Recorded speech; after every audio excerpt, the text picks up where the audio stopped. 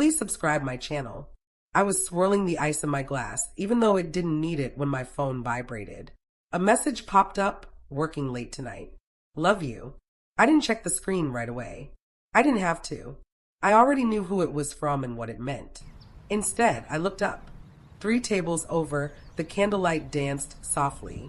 Her gentle laugh, smooth and familiar, drifted toward a man whose hand sat right where mine once did. She leaned closer. He leaned in too. Then they met halfway, as if they had practiced it many times. The kiss was slow and relaxed. That part stung the worst. It looked natural, like something they had earned together. I typed back with a calm thumb, "Have a good night at work." Then I tilted my phone, captured just the edge of their table, the glowing candle, the shine on his watch, the clear outline of her face, and sent the picture. Her phone brightened on the table. She looked down, started to smile, then stopped suddenly. The color left her cheeks bit by bit, from warm pink to pale white, then to something empty. Her eyes scanned the room, unsure what they were searching for. Maybe me, maybe mercy, maybe a way out. I took a slow drink. It tasted sharp and ripe. I didn't wave or stand up. I simply paid my tab and walked out before she could catch her breath again. That was the moment everything changed from raw hurt to careful planning. We met when life still seemed full of possibilities. Weekends felt wide open, and the future was just a gentle sketch. She liked how I really listened to her. I liked how she paid attention to small things about me, like how I drank my coffee or folded my clothes. We built our marriage on those little caring moments and habits we shared. Sunday morning jogs together. Pasta dinners every Tuesday night. Little notes stuck on the refrigerator as reminders that we were still connected. I believed in us with the steady trust of someone who keeps his word and expects the same back. The problems didn't shout.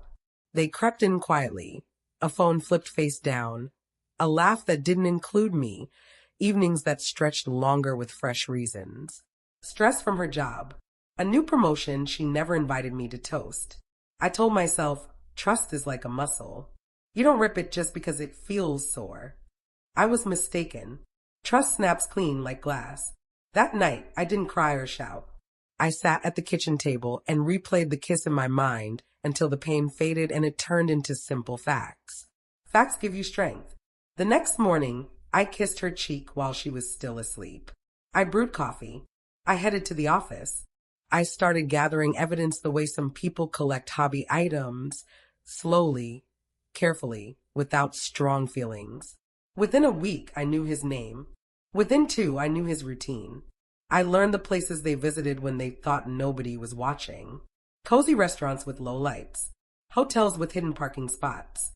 Message chains that started around lunchtime and stopped before morning. I never accused her right away. Accusations give people a chance to make up stories. Instead, I installed small cameras around the house, saying it was for safety. She agreed without hesitation. I checked accounts we had once shared openly because we used to act like true partners. I also hired a private investigator, not because I doubted what I already saw, but because judges prefer neat proof. Every picture, every receipt, every timestamp went into a folder I called records. I met with an attorney during lunch hours. We spoke calmly about choices and next steps. I learned the difference between being angry and having control. I quietly moved some money, updated who would receive things if something happened to me, and paused certain credit accounts, not to be mean, but to protect myself. I practiced a normal smile in the mirror, the kind that says all is well. She bought it. True revenge isn't noisy. It's exact and careful. I waited 3 months, enough time for their habits to settle, for them to grow comfortable and sloppy, and for me to stop thinking of her as my wife and start seeing her as just one part of the equation.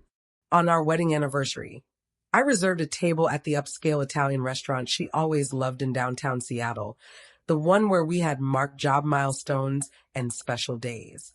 She put on her favorite red dress. I noticed she glanced at her phone more often than usual. I slid a small gift across the table.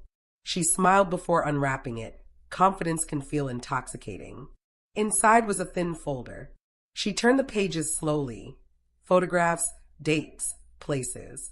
A printout of the message she had sent me that evening. I watched them placed right under the photo I had replied with. Her hand started to tremble. I know, I said. Nothing more. She cried, said sorry over and over, reached for my hand as if old habits could fix everything. I let her speak until she had no words left, and the reality sat heavy between us like cold ashes. I'm filing the papers tomorrow, I told her. You'll get them at your office. I figured you'd like things to stay consistent. I stood up, paid the check, and left her sitting there in the red dress with mascara running down her face. The server looked unsure about clearing our dishes. The aftermath unfolded cleanly. Her workplace learned first, not because I told them, but because he lost his nerve when his own wife got a similar package delivered by messenger.